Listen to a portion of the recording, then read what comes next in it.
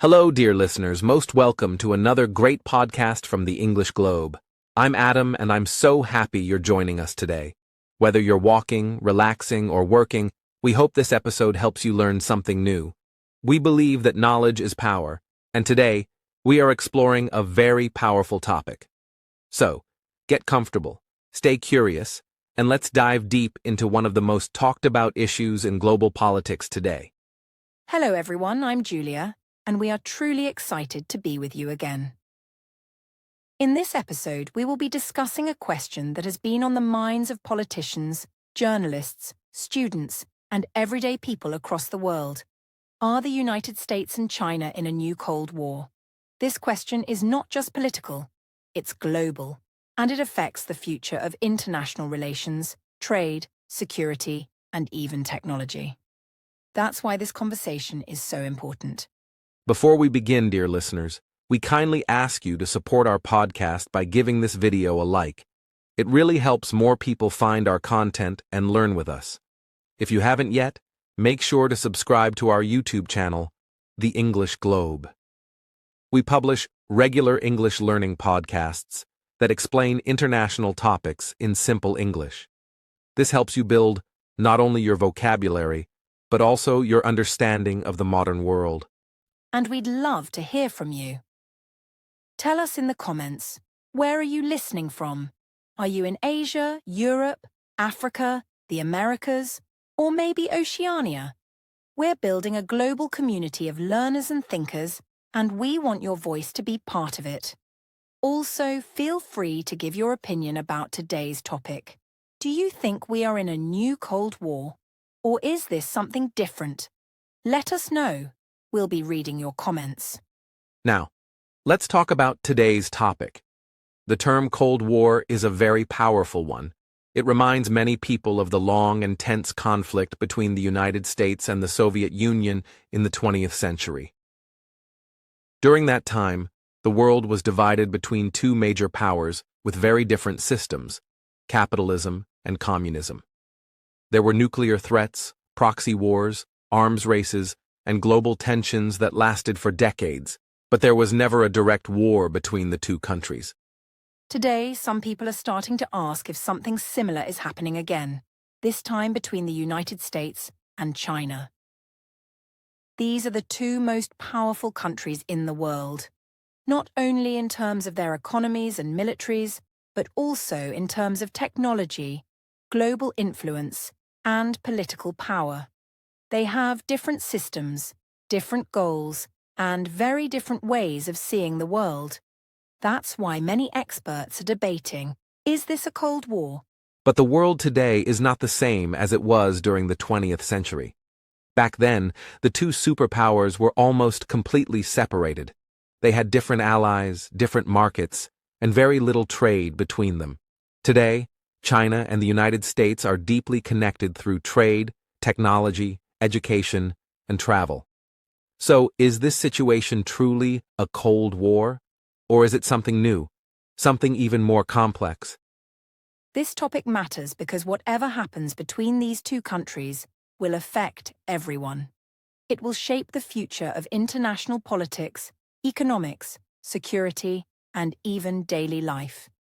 From smartphones to energy prices, from global shipping to university education, this rivalry could have an impact on all of us. That's why we want to explore the facts calmly, clearly, and without taking sides. Our goal is to help you understand the situation, not to choose a winner. In this podcast, we will look at many different parts of this complex relationship. We'll talk about the differences in ideology, the economic competition, the technology race, military actions, and media narratives. We'll also explore important questions like, what does this mean for smaller countries? Is the world becoming more divided again? And what could happen in the future? We'll try to answer these together, step by step. We promise to keep our discussion neutral, respectful, and based on facts. We are not here to promote one side or attack another. Instead, we want to invite you to think critically, ask questions, and expand your understanding. Because the more we know, the better we can make decisions, and the better we can communicate across cultures and nations. That's the power of learning English and learning about the world at the same time. So, let's begin this journey together. In the next section, we'll start by comparing the ideologies and global visions of the United States and China. We'll explore how each country sees its role in the world and why that matters to everyone. Stay with us. And don't forget to like, subscribe, and leave a comment. Let's build a global conversation that's thoughtful, honest, and peaceful. See you in the next part of this episode.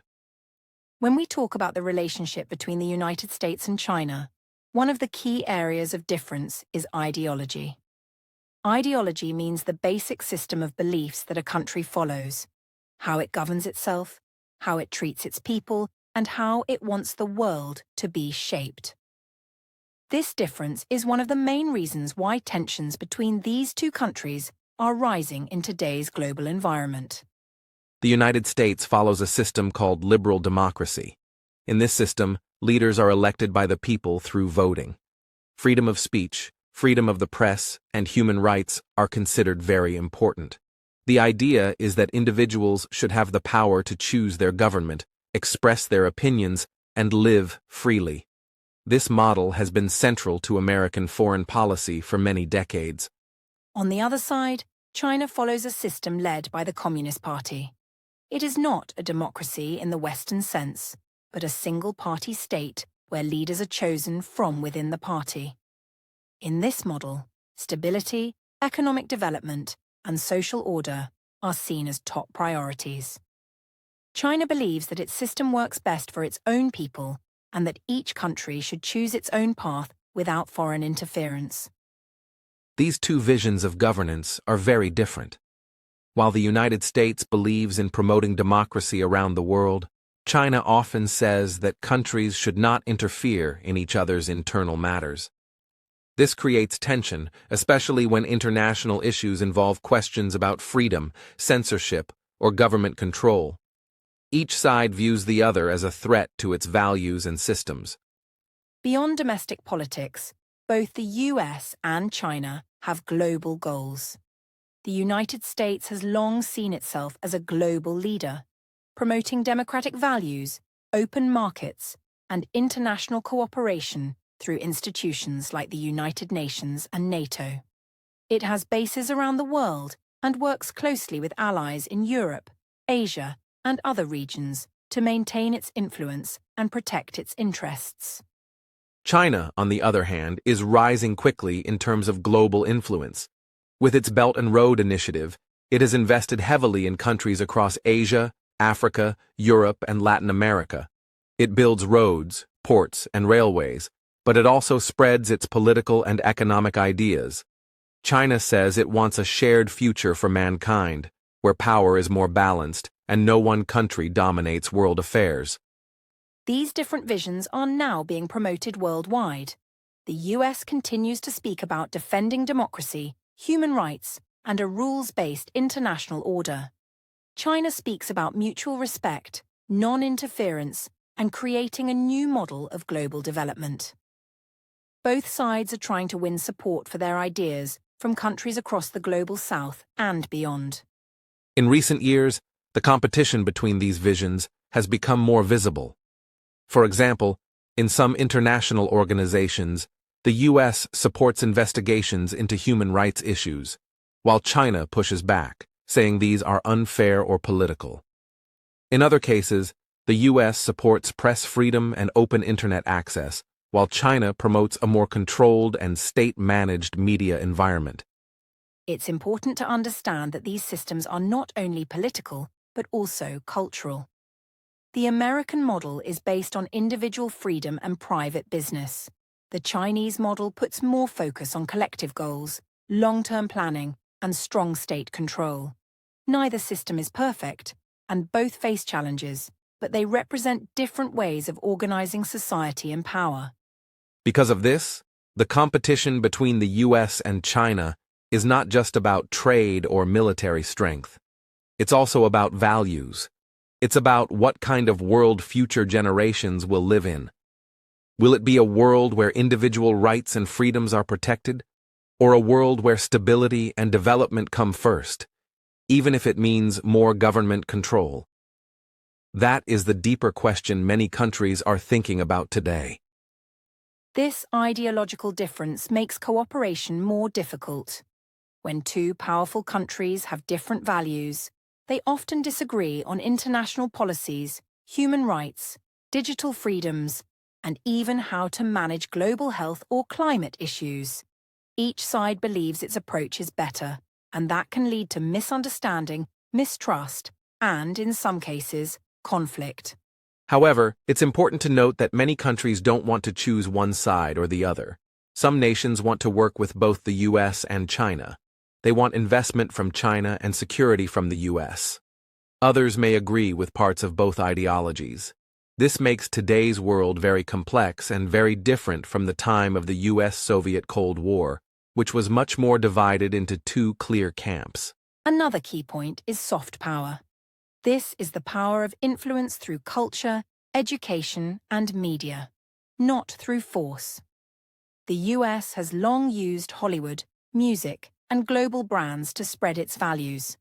China is now investing heavily in global media, education, and diplomacy to improve its image and promote its worldview. The battle of ideas is no longer only in government buildings, it's also in classrooms, social media, and television screens. Technology also plays a big role in this ideological contest. For example, China's internet is heavily controlled by the state. In contrast, the US internet is more open, but faces challenges with misinformation. Some countries see China's model as a way to control harmful content and protect stability. Others fear it may be used to suppress freedom of speech. Again, both sides have strengths and weaknesses, and many governments are watching closely. This part of the US-China relationship shows us that the world is not just fighting over land or money. It's also competing over ideas, values, and beliefs. What kind of society is best? How should people live and work together? What is more important, freedom or order? These questions have no easy answers, but they lie at the heart of this modern rivalry. So, when people ask if this is a new Cold War, we need to think not only about tanks and missiles, but also about textbooks, apps, and news channels. This is an ideological struggle that touches every part of life, from how we vote to what we watch. In the next section, we'll explore how these differences also show up in economic competition, trade policies, and the global financial system. In the 21st century, the global power struggle between the United States and China is deeply connected to economics. Both countries are economic giants, but they compete in very different ways. The United States has long been the world's largest economy, while China has rapidly grown to become the second largest. This economic rise has created both opportunity and tension between the two nations. China's economic model is built on strong state involvement. The government invests in infrastructure, controls major industries, and supports companies it sees as strategic. This helped China grow quickly and lift millions of people out of poverty. Many developing countries look at China's model and hope to follow its path. But the US and its allies often criticize this model for lacking transparency and fairness in competition. The United States supports a market-based system, where private companies lead the economy and government plays a smaller role in business decisions.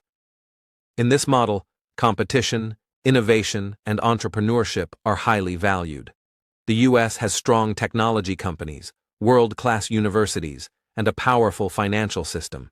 It uses these advantages to lead in global trade, finance, and innovation. Trade has always been a central part of the US-China relationship.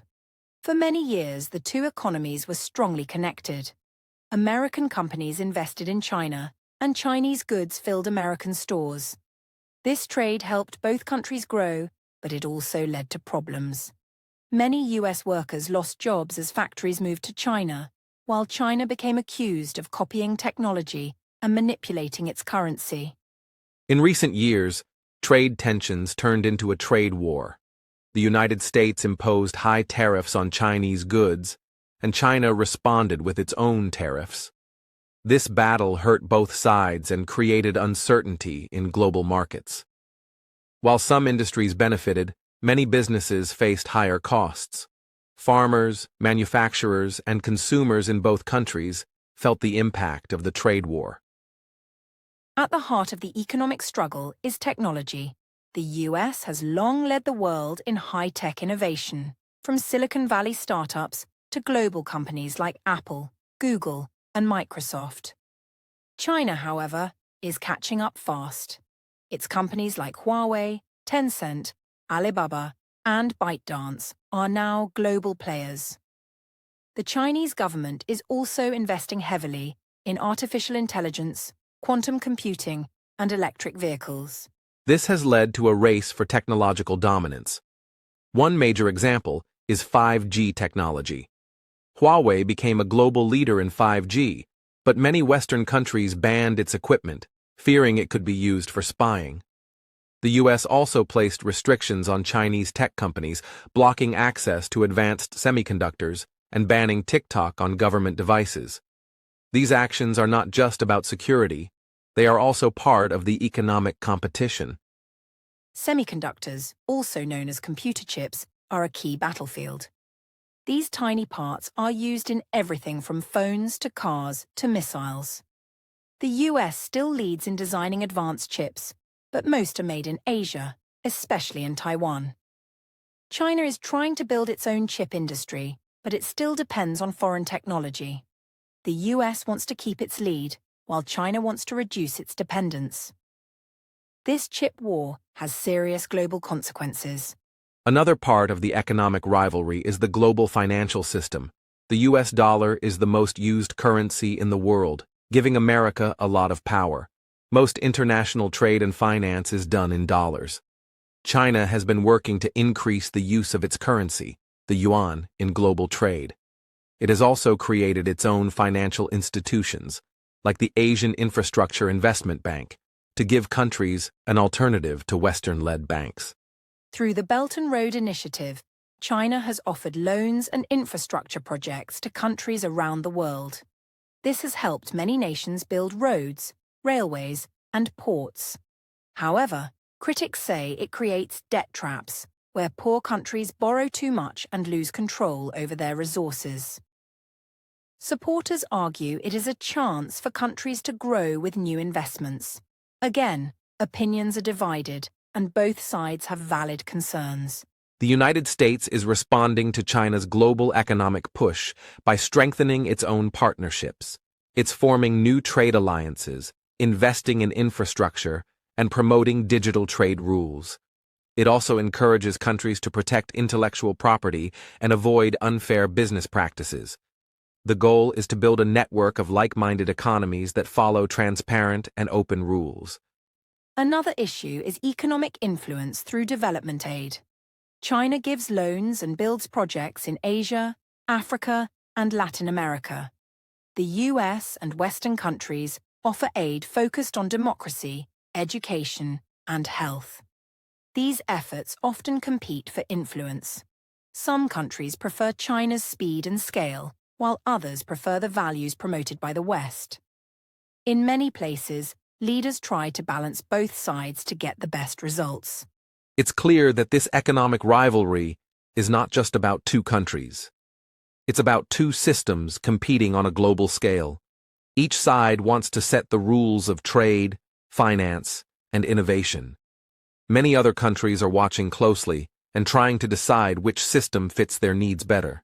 This creates pressure, but also opportunity, for nations to get support from both sides.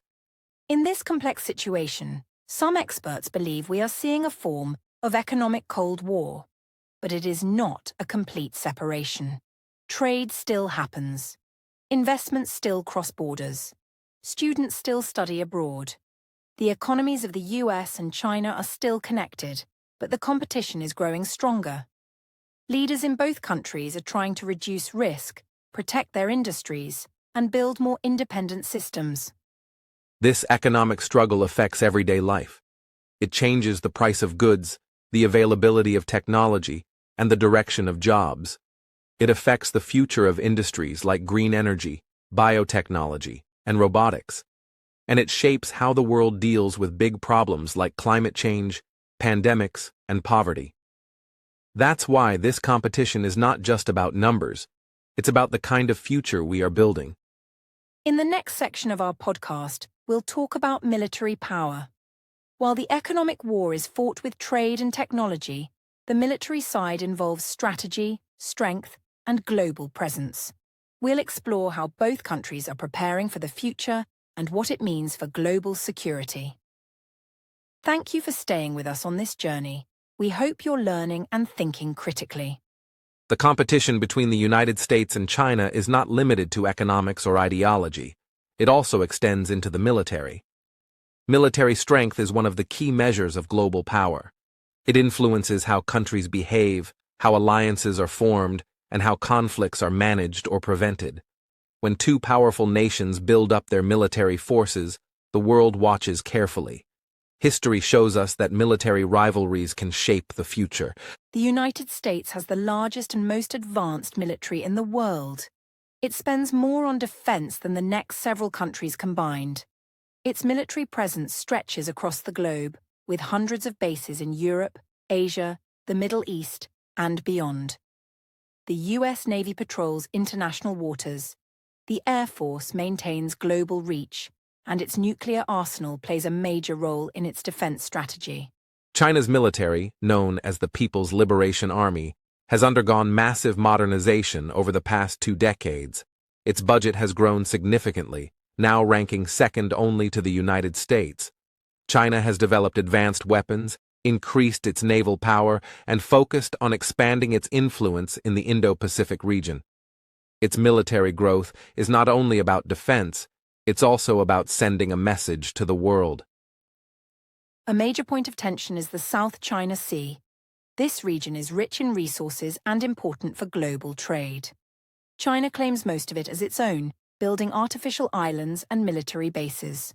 However, several neighboring countries also claim parts of the sea, and the United States insists it must remain open and free for international use. US naval ships often sail through these waters, challenging China's claims and protecting freedom of navigation. This back and forth has created regular confrontations at sea. Chinese ships follow American vessels closely. Fighter jets come near each other in contested airspace. While no shots have been fired, the risk of miscalculation is real. One mistake or misunderstanding could lead to a dangerous escalation. That's why diplomats on both sides try to keep communication open, even as military exercises continue. Another flashpoint is Taiwan. China sees Taiwan as part of its territory and has not ruled out using force to bring it under control. The United States does not officially recognize Taiwan as a separate country, but it supports Taiwan with weapons and political visits. This creates deep mistrust. For China, US support for Taiwan is interference. For the US, defending Taiwan is about protecting democracy and regional stability. In recent years, China has increased military activity around Taiwan, sending jets across the island's air defense zone, conducting military drills in nearby waters, and testing international responses. The United States has replied with its own military presence in the region and stronger ties with allies like Japan, South Korea, Australia, and the Philippines. The Indo-Pacific is becoming one of the most militarized areas in the world. To counter China's rise, the US has formed new defense partnerships. One example is AUKUS, a security pact between Australia, the United Kingdom, and the United States. It involves sharing military technology, such as nuclear-powered submarines. Another example is the Quad, which includes the US, Japan, India, and Australia. These partnerships aim to maintain balance and peace, but China sees them as attempts to surround and contain it. China is also building partnerships. It has deepened military cooperation with Russia through joint drills and exchanges. It works with countries in Africa and Latin America through training and arms sales. It's also investing in overseas ports that could be used for naval purposes. While China says these actions are peaceful, many analysts believe they are part of a strategy to project power beyond Asia. One of the new frontiers of military competition is space. Both countries are investing in space programs for exploration, satellite technology, and potential defense systems. China has landed rovers on the Moon and Mars, while the US continues to lead in global space networks. Some experts warn of a future where space becomes a battleground for controlling communication, navigation, and even weapons systems. Cybersecurity is another major concern. Military power is no longer just about tanks and ships. It's also about data and information. Both countries have advanced cyber capabilities. Accusations of hacking, spying, and cyber attacks have been made on both sides. These invisible battles happen every day, targeting government systems, infrastructure, and private companies. They are silent, but extremely dangerous. Military strategies also reflect different worldviews. The US focuses on maintaining a global presence and protecting its allies. It believes in deterrence, showing strength to prevent war. China emphasizes defense and regional dominance, but it's increasingly willing to show its strength. It believes that other nations, especially in Asia, should respect its role as a rising power. These two strategies often clash. However, neither side wants a direct war. The cost would be too high. Both nations are nuclear powers, and a military conflict could have global consequences. That's why the rivalry is mostly managed through signals, displays of force, and diplomacy. Each side wants to show it is strong without starting a war. This delicate balance is sometimes called strategic competition or managed confrontation. Smaller countries are affected by this military build-up too. Many don't want to choose sides. They rely on Chinese trade but depend on American security.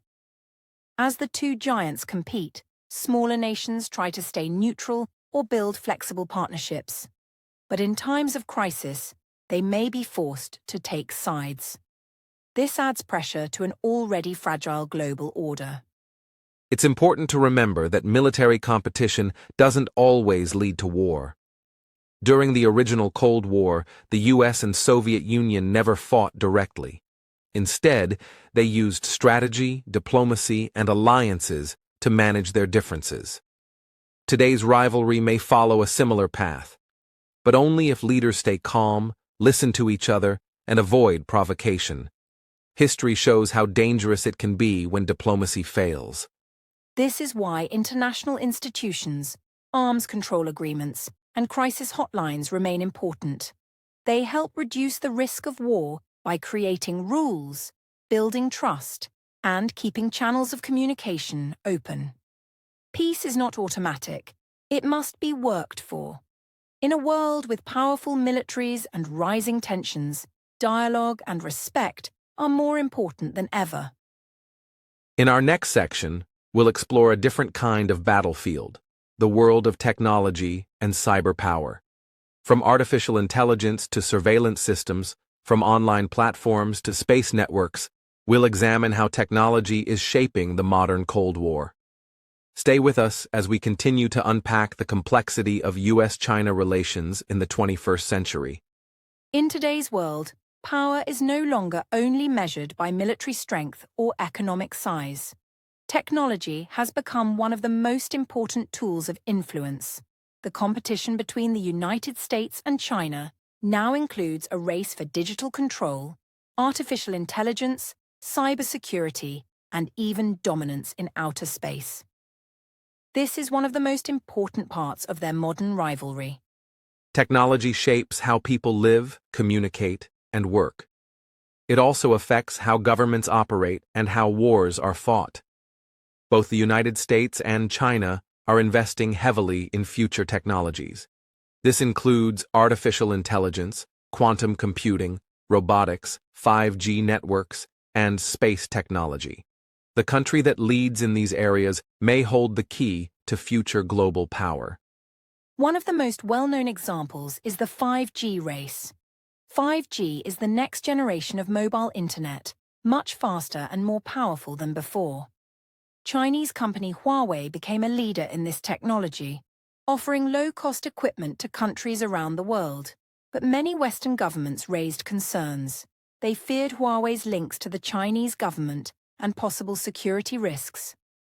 In response, the United States blocked Huawei from its networks and pressured its allies to do the same. It also placed export bans on advanced computer chips and technologies that Huawei and other Chinese firms depend on. These moves weren't just about business, they were about control, national security, and trust in global digital systems. China saw these steps as unfair restrictions. This led to the start of what many call a tech war. China began investing more in its own chip industry to become self-reliant. The US passed laws to support American semiconductor factories. Both countries are now trying to protect their supply chains and reduce dependence on each other for critical technology. This separation is known as decoupling, and it's becoming more serious. Artificial intelligence, or AI, is another key battleground. AI can be used in medicine, finance, education, and military operations. The US leads in advanced research and has big companies like Google, Microsoft, and OpenAI. But China is catching up quickly. It uses AI widely in public services, security, and surveillance. In many Chinese cities, AI is used for facial recognition and tracking. This raises important ethical questions. In the US, many people worry about privacy and want strong protections. In China, AI is used to create what's known as a social credit system, which tracks citizens' behavior. Supporters say this helps keep order, but critics say it limits freedom. The difference in values creates more tension between the two countries' visions of how AI should be used. Cybersecurity is another sensitive area. Both countries accuse each other of cyber attacks and digital spying. American companies and government systems have been targeted by hackers linked to China. China also claims it is a victim of American cyber operations. These digital conflicts are often invisible to the public, but can cause major damage to businesses, infrastructure, and even national security. Cyber warfare doesn't use guns or tanks. It uses code. It can shut down power systems, steal sensitive data, or disrupt elections. That's why both the US and China are building strong cyber forces. They are also training experts and creating special cyber units within their militaries. Some experts worry that future wars may begin not on the battlefield, but with a computer keyboard. Another area of competition is space. The US has NASA, private companies like SpaceX, and decades of experience in space missions. China has rapidly developed its own space program, launching satellites, space stations, and missions to the Moon and Mars. It has become only the second country to land on the far side of the Moon. Space is now a symbol of national pride and technological power. Space is not just about exploration. Satellites are used for communication, GPS, and military operations. Some experts warn that space could become weaponized. If satellites are attacked, it could damage global communication and navigation systems. That's why countries are now discussing rules for behavior in space. But with growing distrust, it's difficult to agree on limits. Control of information is also part of this tech rivalry. In the US, the internet is mostly open, and people can use many global platforms. In China, the government controls internet access. Western platforms like Google, Facebook, and YouTube are blocked, and Chinese platforms like WeChat and TikTok are promoted instead. This creates two very different online worlds. TikTok, for example, is owned by a Chinese company, but is used globally. In the US, it has faced investigations and even bans on government devices. The US fears that user data could be shared with Chinese authorities. The company denies this, but the issue shows how digital platforms have become tools in a wider struggle for power, trust, and influence. Control of data is becoming one of the most important issues in the world. Data is used for business, marketing, health, and military strategy. The country that controls the most data may have the greatest advantage in the future. That's why both the US and China are creating new laws and systems to protect their digital spaces and limit outside access. This digital divide is growing. Some experts say the world may soon be split into two tech ecosystems, one led by the US and one by China. Countries may have to choose which systems to use, from smartphones and apps to internet networks and digital payment tools. This could affect education, trade, and even culture in every corner of the world. Technology should be a tool for progress, but when it becomes part of a power struggle, it can also create fear and conflict. That's why some people are calling for international cooperation in science and tech. They believe that shared research, common standards, and open dialogue can help avoid division. But building trust in a competitive world is not easy. This tech war shows how the modern Cold War is very different from the past. Instead of nuclear arms, today's weapons include chips, codes, and satellites. Instead of soldiers, we see software engineers, researchers, and hackers. And instead of borders, the battles are fought in cyberspace and outer space.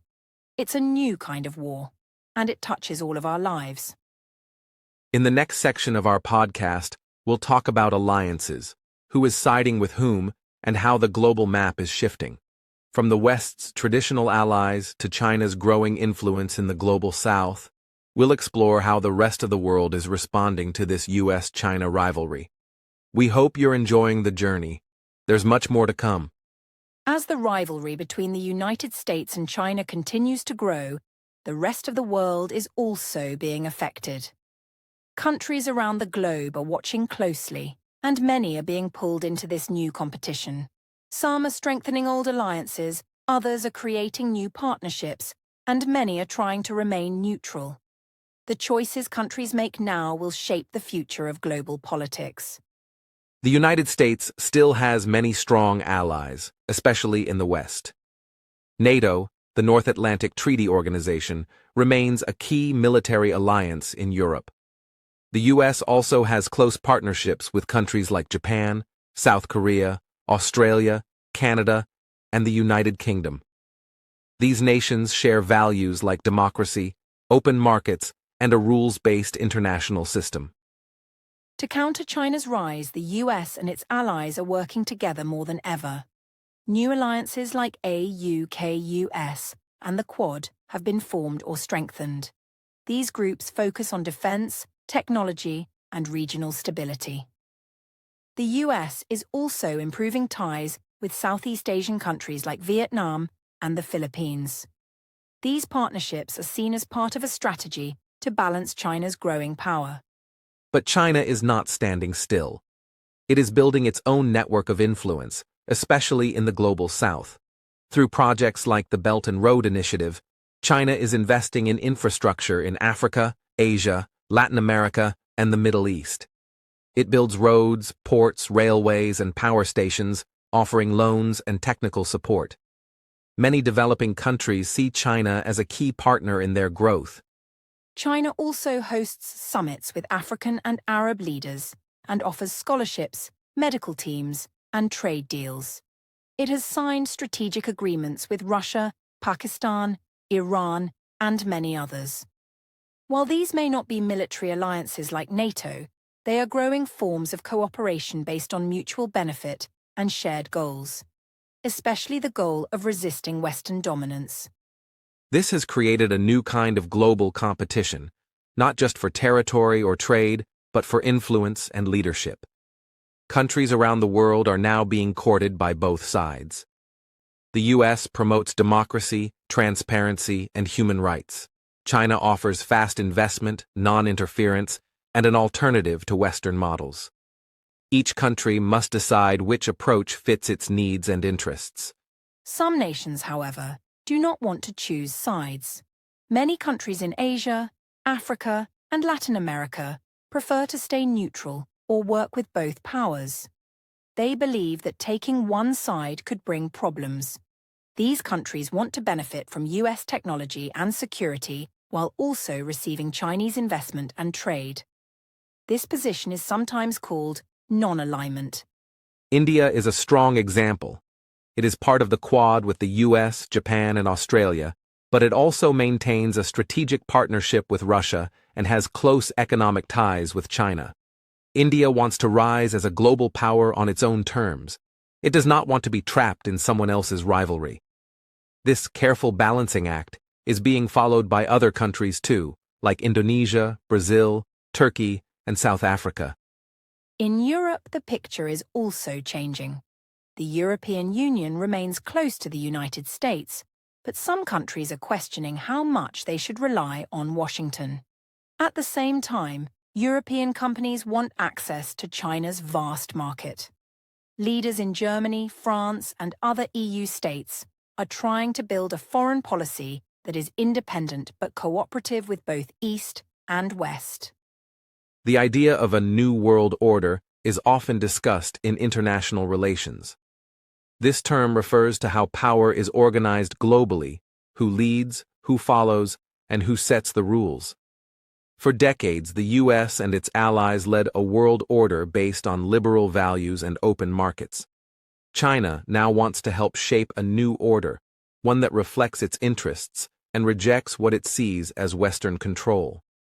This shift is especially visible in international organizations. In the United Nations, the World Health Organization, and the World Trade Organization, China has become more active and influential. It has placed more officials in leadership positions and tries to shape decisions in a way that reflects its views. The US, meanwhile, is trying to maintain its leadership and defend the old system of rules. Smaller countries are caught in the middle. They want strong partners, but they also want freedom to make their own choices. Some worry about becoming too dependent on China. Others fear that the US may not always support them. This creates uncertainty, but also opportunity. Nations that play their cards well can benefit from both sides and avoid being drawn into conflict. The global economy is also becoming more divided. As the US and China build separate supply chains and tech systems, other countries must decide which standards to follow. Will they use Chinese internet technology or American platforms? Will they trade in dollars or yuan? These choices may shape their future partnerships and even their domestic policies. Even in cultural diplomacy, both countries are competing. The US has long promoted its values through Hollywood, universities, and media. China is now expanding Confucius Institutes, launching global media outlets, and hosting cultural exchanges. Each side is trying to win hearts and minds around the world, not just through force, but through stories, ideas, and education. It's important to understand that this is not just a fight between two countries. It's a global shift. Power is spreading out. New players are rising. Old alliances are being tested. In this uncertain world, dialogue, respect, and careful diplomacy are more important than ever. The future will depend not just on who is stronger, but on who is wiser and more cooperative. In our next section, we'll explore how the media and public opinion are shaping this rivalry.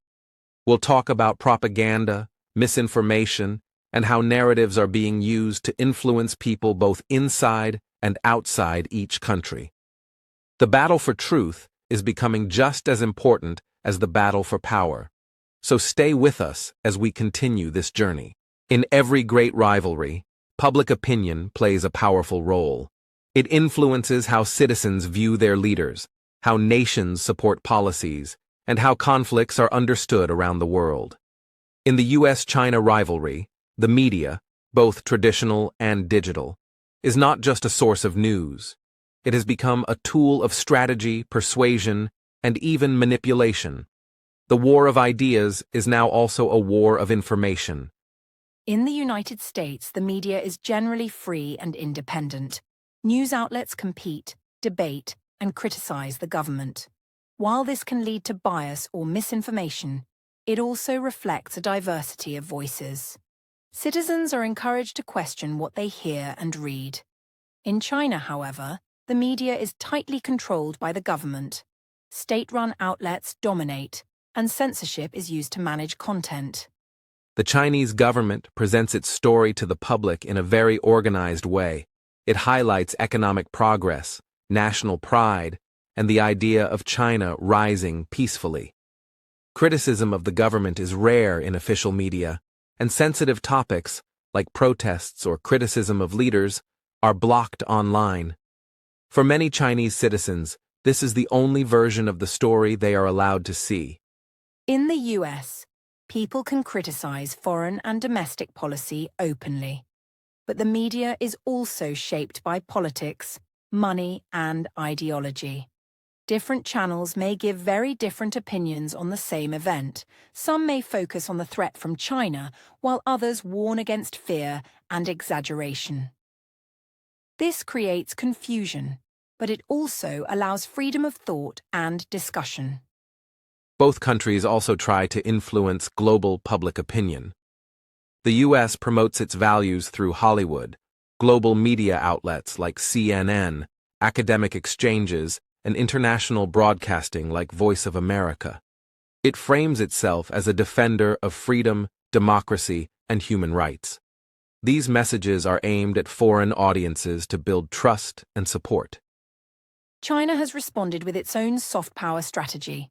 It funds Confucius institutes around the world, offers scholarships to international students, and supports global news networks like CGTN and Xinhua.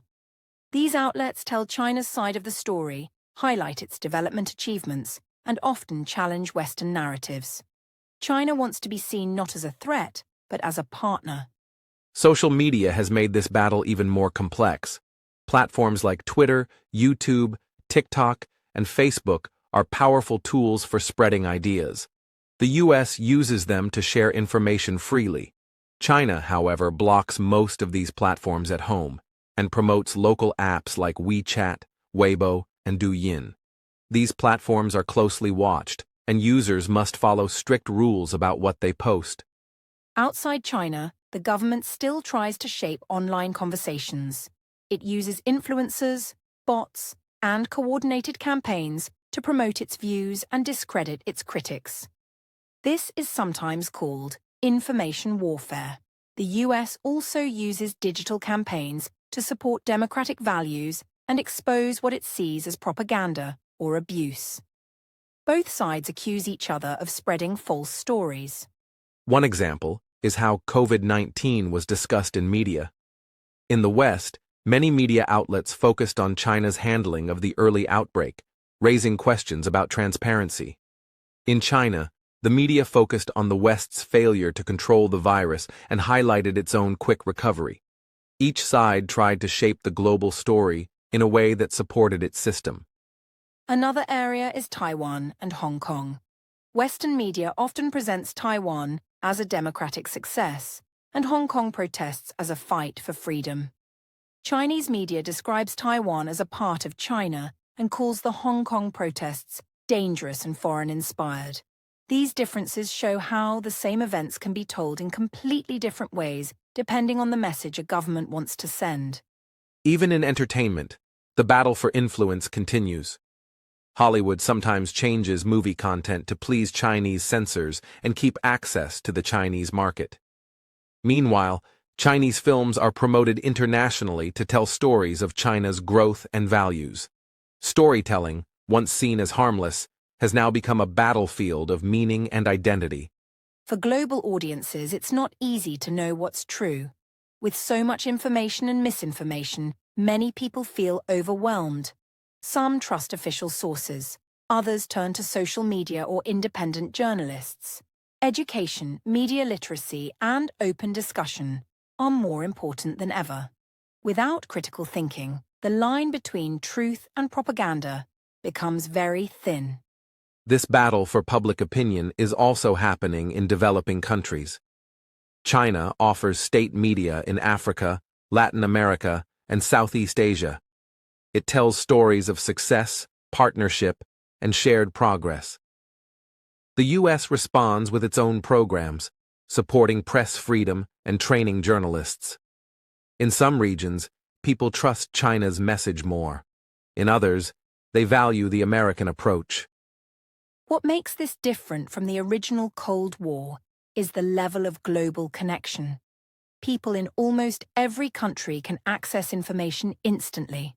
Smartphones, videos, and social networks mean that messages travel far and fast. But this speed also creates problems. False information can go viral in minutes. Governments now focus on both protecting and controlling the digital space. While both countries want to win hearts and minds, they also risk deepening mistrust. When people only hear one side, or when every message is seen as propaganda, it becomes harder to build understanding. Dialogue, exchange programs, and open forums can help bridge these gaps. But as long as the rivalry continues, so will the media battle. In the next part of our podcast, we'll shift focus to economics once more, this time looking at global trade networks, investment policies, and the changing supply chains of the world.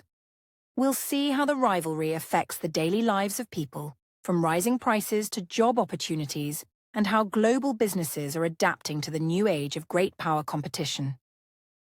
As the rivalry between the United States and China deepens, global trade and investment patterns are changing. This isn't just about tariffs or restrictions, it's about a new kind of economic order. Nations and corporations are beginning to rethink where they buy from, where they invest, and who they trust. In many ways, the economic world is being quietly redrawn by political competition. For decades, China was known as the factory of the world. Global companies set up production in China because it had low labor costs, strong infrastructure, and huge export capacity. American firms, European brands, and Asian tech giants all depended on Chinese manufacturing. But in recent years, rising costs, trade tensions, and political concerns have changed the picture. Many companies are now moving parts of their supply chains out of China. This process is often called decoupling. It doesn't mean they're leaving completely, but they are diversifying. Countries like Vietnam, India, Bangladesh, and Mexico have become new manufacturing hubs. These shifts are meant to reduce risk and avoid being caught in political crossfire. The COVID-19 pandemic also exposed how fragile global supply chains can be. When China locked down major cities, factories stopped running and goods couldn't move. Around the world, people faced delays in products, from electronics to medicine. This made many governments realize they couldn't depend too heavily on one country, even if that country had efficient production. In response, both the United States and China have introduced new policies to strengthen their own economies. The U.S. passed laws, like the CHIPS and Science Act, which encourages semiconductor manufacturing at home. It's also investing in green energy, infrastructure, and innovation. These efforts aim to protect critical industries and reduce dependence on foreign suppliers. China is doing the same. Its dual circulation policy focuses on strengthening the domestic market while still engaging with global trade. Chinese leaders want to become more self-reliant in technology, food, and energy. They are pouring billions into artificial intelligence, electric vehicles, and local chip manufacturing. The goal is clear: to avoid being held back by foreign pressure. This growing economic nationalism is spreading. Other countries are joining the trend, trying to produce more at home and depend less on imports. Some call it reshoring, while others call it friendshoring, meaning that companies choose to invest in countries that share their values or political systems. This trend is slowly changing the way globalization works. At the same time, investment flows are changing. The US has tightened rules on Chinese investment in sensitive industries like telecommunications, AI, and biotechnology. China has responded with restrictions of its own. This affects not only government decisions, but also private companies and global banks. Investors are now more cautious about where they put their money. The technology sector is a clear example. In the past, American and Chinese tech firms collaborated and invested in each other's markets. Now, many of those ties are being cut. Companies like Apple still depend on Chinese factories, but they are building new plants in India and Vietnam. Chinese firms like Huawei are focusing more on domestic solutions and non-Western markets. The world is seeing the rise of two separate tech ecosystems, one led by the US and one led by China. These systems include different hardware, software, standards, and rules. Some countries must choose between them, while others try to use both. This divide affects everything from internet networks to smartphone apps, payment systems, and cloud computing. Energy and natural resources are also part of this competition. Both countries want to secure stable supplies of rare earth minerals, oil, and green technology materials. China dominates the global supply of rare earth elements, which are needed for electronics, batteries, and renewable energy. The US and its allies are now looking for new sources and building their own processing plants. In Africa, Latin America, and Southeast Asia, countries are receiving offers from both sides. China builds infrastructure and offers trade deals. The US provides investment in digital infrastructure, health, and education. These regions are now key battlegrounds for economic influence. Each project, loan, or factory is part of a larger strategy to win long-term partnerships.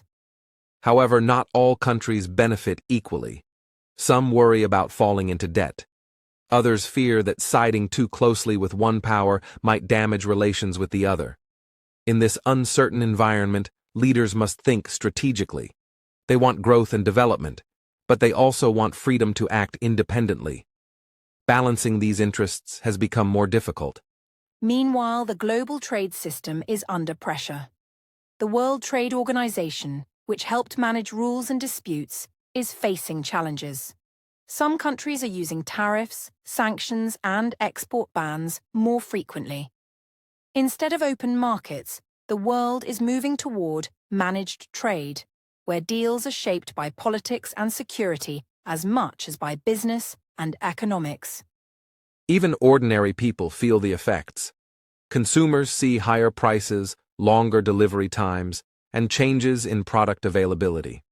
Workers are affected too. Some lose jobs as factories move, while others find new opportunities in emerging sectors. The cost of this economic competition is real, and it touches families, companies, and communities around the world. In the long term, this realignment could lead to a more regionalized world. Instead of one big global market, we may see several smaller blocks, each with its own rules and partners. This could bring more resilience, but it could also increase division.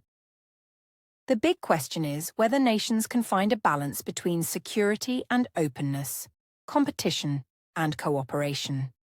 In our next section, we'll explore how culture and education are shaping this global rivalry.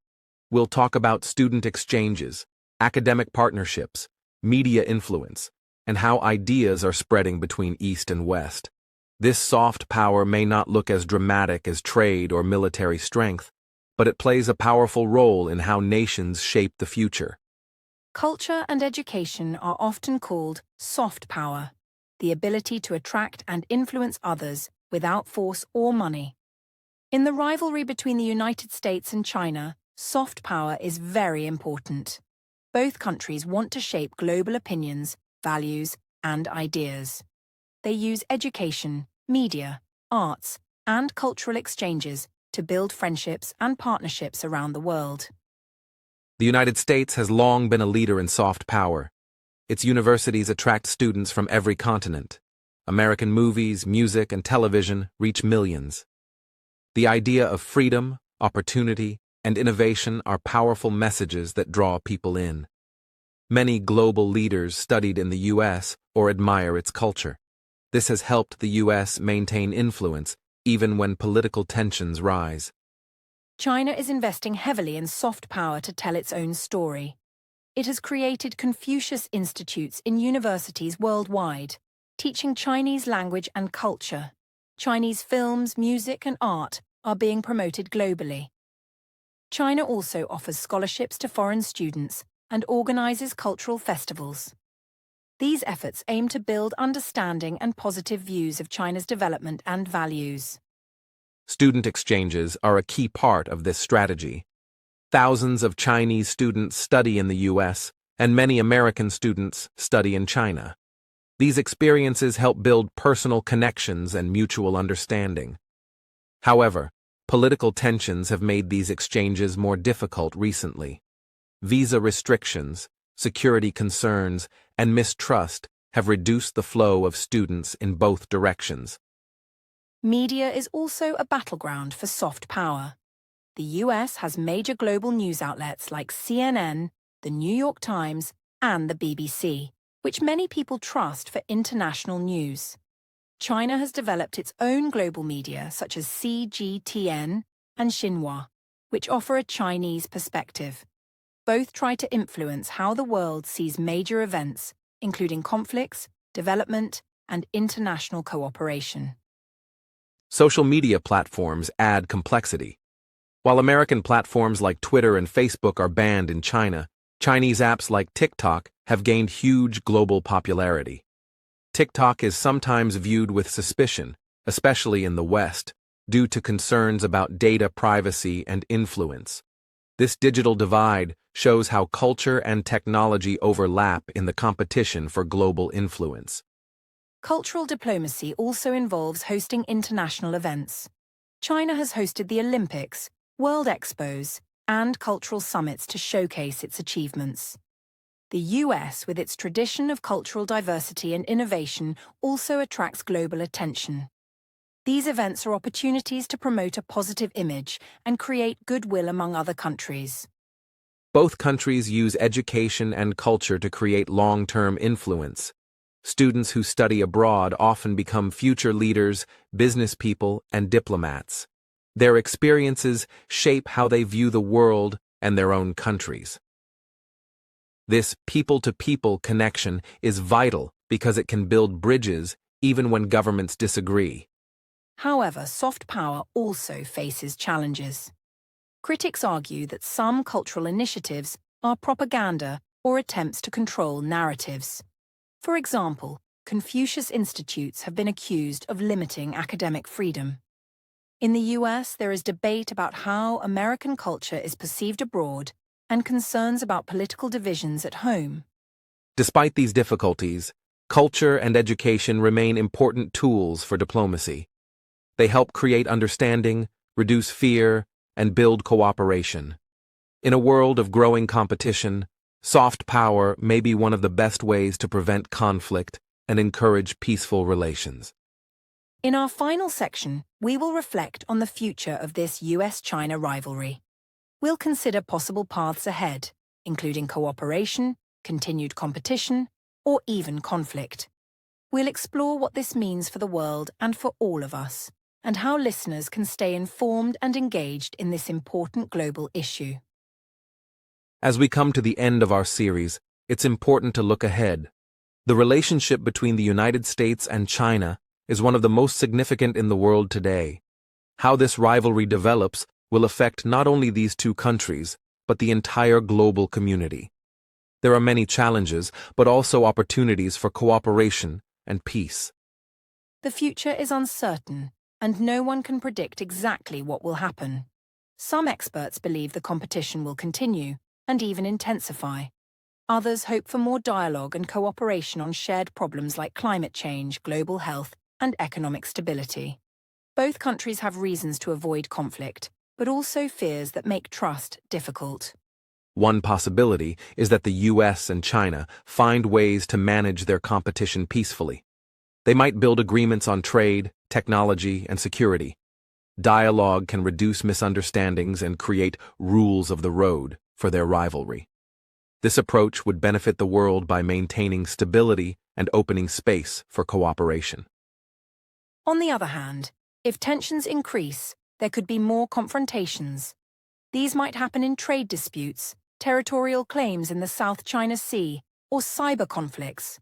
Some fear that a small incident could escalate into something bigger. That's why diplomacy, communication, and international engagement are so important now. Both countries face domestic pressures too. Leaders must respond to public opinion, economic needs, and political challenges at home. These factors can push governments toward harder lines or more openness. Understanding these internal dynamics helps explain why policies sometimes change quickly or seem unpredictable. Global partners also have a role to play. Allies and other countries can encourage dialogue and cooperation. Multilateral institutions like the United Nations, World Trade Organization, and climate forums provide platforms for negotiation and collaboration. They help make sure no one country acts alone or ignores international rules. Technology will continue to be a key area. Cooperation on climate technologies, health research, and space exploration could bring benefits to all. But competition over artificial intelligence, 5G, and cyber capabilities will likely remain fierce. How these technologies are developed and shared will shape the future balance of power. Education and cultural exchange remain vital. People-to-people connections can build trust and reduce fear. Supporting open academic partnerships, student programs, and cultural diplomacy will help create a foundation for better relations. These connections remind us that, beyond governments, the world's people share common hopes and challenges. The choices made by leaders today will shape global peace and prosperity for decades. It's a difficult path, but with commitment and wisdom, it's possible to avoid conflict and build cooperation. The world watches closely, hoping for a future where rivalry does not become hostility. Dear listeners, we hope this series has helped you understand the complex and evolving relationship between the United States and China. This topic affects all of us, whether we live in these countries or around the world. Staying informed and engaged is important, as these global dynamics influence our future. Thank you for joining us on this journey. If you found this series helpful, please like the video, subscribe to the English Globe, and share your thoughts in the comments. Tell us where you are listening from and what you think about the future of U.S.-China relations. Your voices are part of this global conversation. We look forward to bringing you more insightful podcasts on global topics. Until next time, stay curious, stay informed, and keep learning. Goodbye, dear listeners.